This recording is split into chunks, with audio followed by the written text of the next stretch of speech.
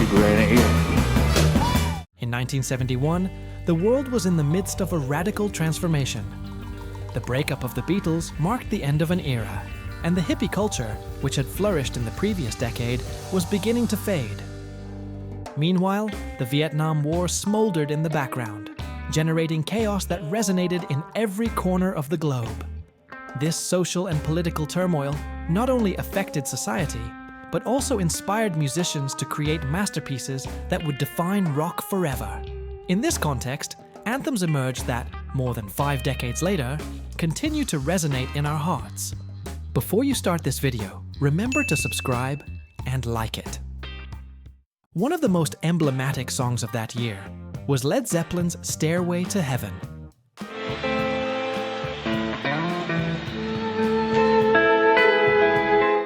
Released in November 1971, this epic ballad builds like an unstoppable river, beginning with a delicate acoustic guitar arpeggio that escalates into one of the most iconic solos in history.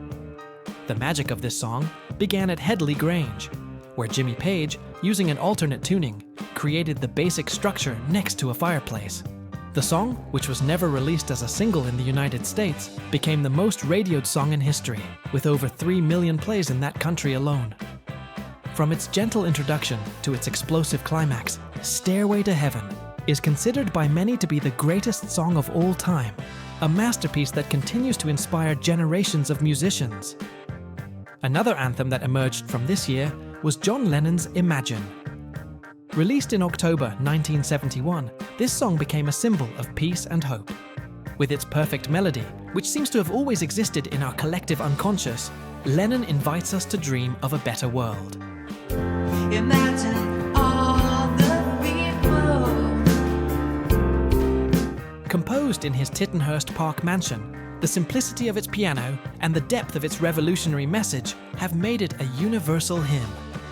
Lennon, with his minimalist approach, presents radical ideas about the abolition of borders and possessions, wrapping his message in a melody that makes it accessible.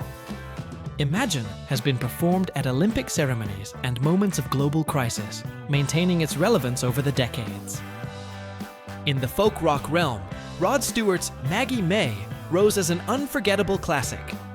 This song, which came about almost by accident during a jam session, captures the essence of a personal experience of Stewart's. Maggie, I couldn't try anymore. With a memorable opening riff, the song became a smash hit, reaching #1 on the charts on both sides of the Atlantic. Its unconventional structure, with no clear chorus, and its instrumental intro added later, made it stand out in a year full of innovations.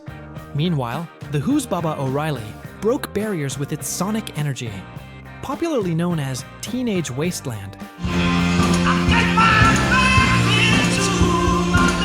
this song became a generational rallying cry that continues to resonate. The combination of revolutionary synthesizers, Keith Moon's frenetic drumming, and Roger Daltrey's powerful voice create a perfect synergy. Originally conceived as part of an ambitious multimedia project, Baba O'Reilly was transformed into an anthem that captures the desolation of youth in modern society.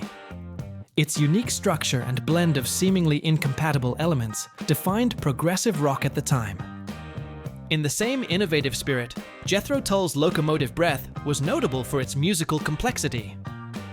You are the God of everything, ascended inside you.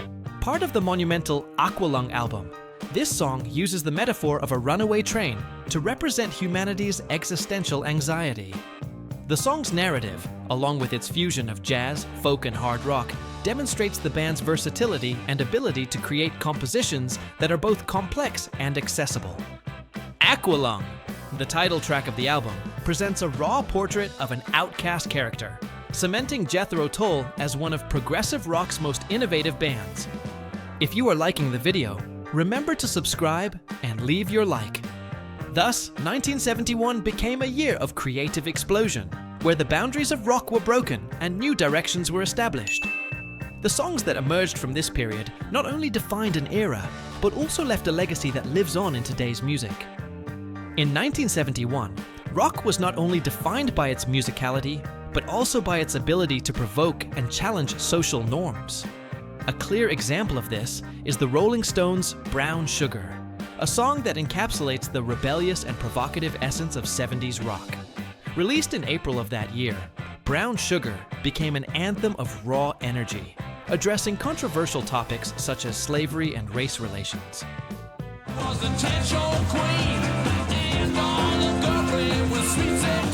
The lyrics, which have been the subject of debate for decades, were written in less than 45 minutes, and the band recorded the basic version in just 3 takes.